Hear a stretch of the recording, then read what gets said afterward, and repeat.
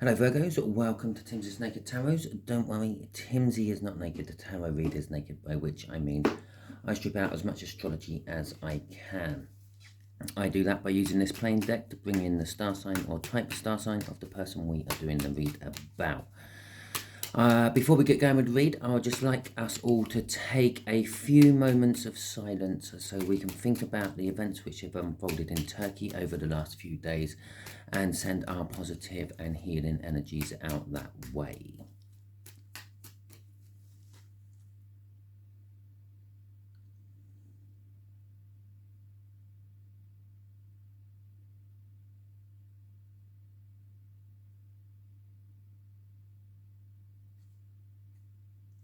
Okay, so that was about 15 to 20 seconds. Okay, just to let you realise that 7.8 earthquake probably lasted about 4 to 5 times that length. Okay, so just imagine now that amount of time your world literally being shaken down around your ears. Okay, so that's the card we are having. It is a general read. It may or may not resonate with you. If it does resonate with you, that is fantastic. If it doesn't resonate with you, don't worry. Not every tarot read can resonate with you. If it don't resonate, subscribe anyway, because next one might, because I don't follow any sort of cycle. We are doing a read on the Nine of Wands, which came out in the last All Signs overview I done. To go with that Nine of Wands, we have got the Nine of Cups. The Nine of Wands is the card of the wounded warrior. Yeah, that's the Nine of Cups in it. The Nine of Cups is the card of being emotionally fulfilled. And the Three of Wands is the card of setting the intentions of doing something. Okay, so how can we put them together? Well, perhaps you are emotionally fulfilled from fighting all the time, or defending yourself. Or perhaps you're trying to defend yourself from some sort of emotional fulfillment. Perhaps there is some sort of love you, I don't know, don't want to be in. Maybe you're rejecting it, but it's there. Okay. And just there is going to be the energies of you. What current energies are around you at the moment? Just there is going to be the current energies around this person here. I'm doing a huge reveal today, apparently. Just there is going to be the energies of what the universe is hoping for an overall outcome. I say hoping because we can get in the way of the universe's plans with our own free will. Just underneath this card is going to be that card, which is the overall energy of the read. So let's go. We got the Four of Cups going with a Jack of Clubs, which is a Leo, I think. No, it's a Sagittarius. So you're dealing with a Sagittarius, Virgo. Okay. The Four of Cups is a card of sort of like regret that you passed up an opportunity. Okay, that's what I'm getting off that. Right. So the energies around you is the Ten of Cups. Well, that is complete and ultimate fulfillment. It's an increase from the Nine of Cups. It's had the Ace of Cups added to it. You're happy, you're joyful, you're content with life as it is. Okay, but the Ten of Cups is an indication of a new beginning to come. Okay, so your person, this Sagittarius, is in a Knight of Pentacles energy. They are well, they're sure they're going to do what you want them to do in time. They're not quite ready to commit to you as yet. They are still working on things what they want to do. Okay, the overall outcome is the Four of Wands. It is the commitment. Okay, maybe that's what they're sure about what they're going to do. Okay, so let's get some clarifiers out. So you are in a Ten of Cups. Bear in mind, we do have that Nine of Wands energy. We have a Nine of Cups energy as well.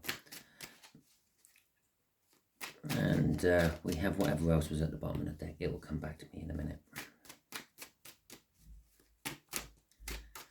Maybe not. I don't know. Right, so let's get the clarifiers out on how you are. So we have a Magician, we have a Sun, we have a Five of Cups, and we have Temperance. Okay, so the Magician is all about basically having everything you need to succeed. Everything's in place. As I said, you're content. You're content with life. The sun's out, you're content with life. The Five of Cups, well, last week I would have said it's a warning that you are dwelling on something you've lost and you might lose something you've still got. But this week I'm feeling it's actually you're no longer dwelling on what you've lost. You are concentrating on the Two Cups you still have. Okay, normally in other depictions on more expressive tarot decks, shall I say, than the one I use, it would be Three Cups knocked over and Two Cups still standing. But normally the person has their back to the Two Cups. Yeah, the Two Cups they still have. I feel from this read, it is more of you realised you've lost what you've lost and you're not getting it back. The milk is spilt. There's no point crying over it. But you've still got 2 cups of milk. So hell, I will make do with just 2 cups of milk instead of 5. You've been getting over that particular issue for some time with the Temperance card. You're being patient. You're just waiting. I'm getting a feeling, Virgo, that you're in this energy of acceptance. You accepted whatever is over. You're happy with where you are at the moment. And you're just waiting for something new and something better to begin. Okay. Crossing your 10 of Cups is the 8 of Wands. Progressive forward movement. You're just moving through life. You're accepting life is life. Shit happens. We move on. Find something better. Okay. So it doesn't look like you're the one in the 9 of Wands energy. Although you could be defending yourself, defending your way of life. It could be, I don't know. Let's just take, for example, your spouse has recently died. Okay. It happens. I know we don't like talking about it, but it happens. So your spouse has recently died and you're there, you've put all the paperwork in order, you've done all the funeral arrangements and everything, laid them down to rest, and then you're just moving on. You're going to work, you're coming back, and things like that. And maybe you're defending that because a lot of people are sort of saying, well, you need to take time to mourn. First of all, we all mourn in different ways. And yeah, didn't you love them, this, that, and the other? And you're defending it. It's like, yes, I did love them. And yes, I have taken time to mourn, but life still goes on. My work doesn't stop all because my spouse has died. Life doesn't stop all because my spouse's life has stopped. Okay, or, okay, that's extreme. Let's go on. You've split up from a long-term partner or something like that. You've left a job. You've been fired from a job. The rest of the world just keeps going and you accept this and you've just dropped into it and you're content with that. You're content. It's just part of the cycle and you just go with it. Okay, so Sagittarius, the World, the King of Cups, the Queen of Swords, and the King of Pentacles. Okay, so with the King of, I was going to say Pentacles, and I was looking at the Knight of Pentacles. The Knight of Pentacles is sent out by the King of Pentacles. The King of Pentacles is very successful, and he's sent the Knight out to do something. The reason the King of Pentacles is sent out that night is because he knows that Knight will get the job done. The problem is the King of Pentacles is also a very patient person, and he knows that it will get done eventually. Okay. So Sagittarius is still thinking about this. Yeah, it will get done eventually. I will speak to Virgo eventually. I will marry Virgo eventually. I will start working with Virgo eventually. The Three of Pentacles. No, the Three of Wands, wasn't it? Right, okay, there you go. Setting the intention. So the world is a whole new beginning. I feel that this is a whole new beginning with you. It's underneath the Magician card. They're ready for this new beginning as well. And it's not eventually. It is they're ready now. They just may not realise it. The King of Cups is indecision. With, well, having this whole new start with you.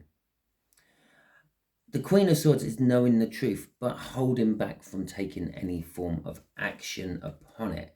This is the Four of Cups energy. Okay? It's they know the truth. They know that they had an opportunity. They had a chance and they didn't take it. And now they're kind of regretting it. The King of Pentacles, as I said, is a successful energy. They are a business type person. They are. It could be possibly they see you as a boss of some description. Yeah, in charge of something. Okay. Crossing this Knight of Pentacles, making it move a little bit faster, is the Chariot. It's an energy of, again, forward movement, like that Eight of Wands, what was above it. Is also an energy of winning against all the odds. And that is what they're moving towards. The Knight of Pentacles is a card of like planning. It's a card of making sure that all the I's are crossed and the T's are dotted. Yeah, I know. I always do that deliberately. It's the other way around. But it is a case of they are making sure that every aspect, every avenue, every possibility has a contingency plan and has something in place if it goes that way. That's what takes all the time, the preparation. Okay, I can remember when I used to work at a joinery, my foreman used to say to me, piss poor preparation leads to piss poor performance. Okay, the Knight of Pentacles, you don't get piss poor performance from the Knight of Pentacles because he is very meticulous. He preps for everything. It's my new prepping card, apparently. Okay, so the Four of Wands, the outcome the universe is hoping for, Virgo. Ooh, it's a bit of a bad ending to that. It's commitment, okay? It is being comfortable within one's own surroundings. So the universe is hoping that you and this Sagittarian will be comfortable, will commit to each other. Okay, it is a minor arcana of the world. It is a new start. The universe is saying it is a new start for you both. It's something new. It's something different. Perhaps you are like chalk and cheese. Yeah, little and large, Laurel and Hardy. The Justice card there is bringing balance. You will bring balance to each other. What Sagittarius has, you lack, and what you have, Sagittarius lacks. So between you, you sort of like balance each other out. You make each other feel complete. The Two of Wands is making a choice. You do have to make a decision. Okay, which then brings us on to this Five of Swords and this Seven of Swords. Now, they're both kind of tricky energies. They are both kind of always seen as negative, although depending on the circumstances, it might not be as negative as you first think. The Five of Swords is kind of like a self-sabotagement energy. You're getting in your own way. Okay? You are getting in your own way of making the choice. You're getting in your own way with that Four of Wands, or you've got in your own way in the past, and it might happen again. But that stalling might be getting in your own way on another situation, which frees you up and allows you to be in this situation with the Sagittarian. Okay, so although it starts off originally as a negative card, it turns into a positive card. Okay, you sabotage your own progression, leaving you lagging behind where you should be. Well, they kind of prepped for that already. Okay, it's not a problem. They're either going to drag you along with them, or you're just going to linger and wait for them to catch up because they're behind, because they're a slow energy. Okay, the Seven of Swords is a card of deception. It's a card of treachery. It's a card of theft. It's a card of sneaking away. Now, with the Seven of Swords, if you were in an abusive relationship and you're trying to sneak away and get away from that abusive relationship, it's then a positive card, isn't it? Okay, the universe picks it up as, well, you're sneaking away. You're waiting for the abuser to fall asleep, and then you're going to quietly go out of the door and disappear. Well, that's kind of like a sneaky, naughty, treacherous type energy, isn't it? But you're doing it for good reasons. If you stay there, you're going to get abused longer. If you get out of there, when you finally get the courage to, you can go. So this Seven of Swords, again, is going with that shooting yourself in the foot. It's almost like you're going off in one direction, and that's what sabotages yourself. But then you kind of sneak back and get back to where you should have been. Okay, you kind of go under the radar, unnoticed for a little while, and then pop back up on the radar. Okay, crossing this Four of Wands is the Page of Swords. When this commitment suddenly appears, it's going to be quite dramatic. It's going to be out of the blue. We know it's going to be out of the blue because we had the Eight of Wands up there and the Chariot. The Chariot is a victory against all the odds. You don't expect that victory, but you get it. It comes out of the blue. The Eight of Wands is communication coming out of the blue, along with forward movement. Okay, so that is your read, Virgo. Hopefully it resonates. If it does, please like, subscribe, share, and comment. If it didn't resonate, don't panic too much. As I said at the beginning, not every read you watch can resonate with you. Next week's one might resonate with you, so still subscribe. Share it out as well, because perhaps you were drawn into this to be a messenger for the universe. Last of all, if you are the sort of person who donates to channels, if you were even contemplating thinking of throwing me a £5 or £10, please don't. Please put that money towards a better cause than me. Send it to something which is linked with the aid relief in Turkey. The Red Cross, the Red Crescent are just two I can name off the top of my head. Basically, the Red Crescent is the Turkish version of the Red Cross. Okay, or choose any particular type of charity you would like to donate to. If you're the sort of person who spends money on in-game perks, for example, buying gold to beef up your defenses in your game or something like that, get gems for certain things, whatever, how about go a week without your in-game perks and send that money to a better, more worthy cause, helping those poor people over in Turkey. And yes, I know a lot of you might think, well, it's over in Turkey, it don't happen to us. Okay, fair enough.